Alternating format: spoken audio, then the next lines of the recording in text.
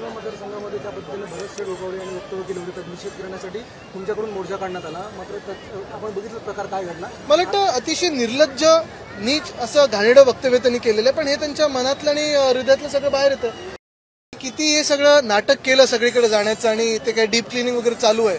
एक तर मी पहिलंच सांगितलं की ट्रॅक्टर आणि कॉन्ट्रॅक्टरमध्ये ज्यांना फरक नाही कळत, कुठेही काही साफ करायचा प्रयत्न केला तरी माथेवर जो गद्दारीचा शिक्का बसलेला आहे, पक्ष चोरण्याचा शिक्का बसलेला आहे, बाप चोरचा शिक्का बसलाय, तो कोणी पुसू शकणार नाही त्या 40 गद्दारांच्या माथेवरनं.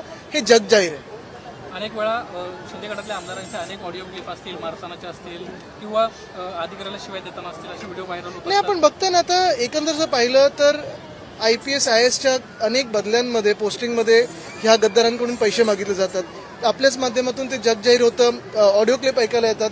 मला वाटतं काल पण कोणातरी धमकी दिलेली आहे. एका व्यक्तीचं तर किडनॅपिंग करतानाचा व्हिडिओ आहे.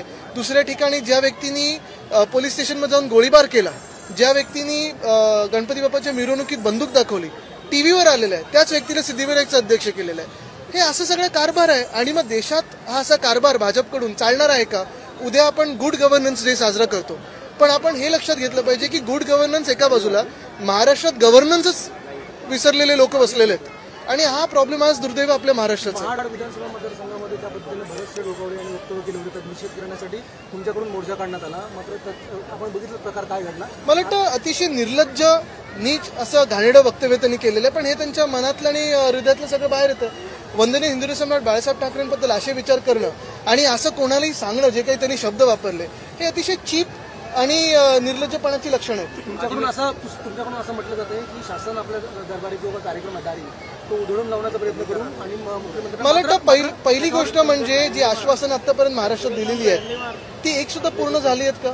आता इव्हन मराठा आरक्षणावर काय सांगितलं त्यांनी, आम्ही फेब्रुवारीमध्ये अधिवेशन लावू. हे सरकार टिकणार आहे का तोपर्यंत? की काही त्यांनी सेटिंग केले मोठं टिकवण्यासाठी?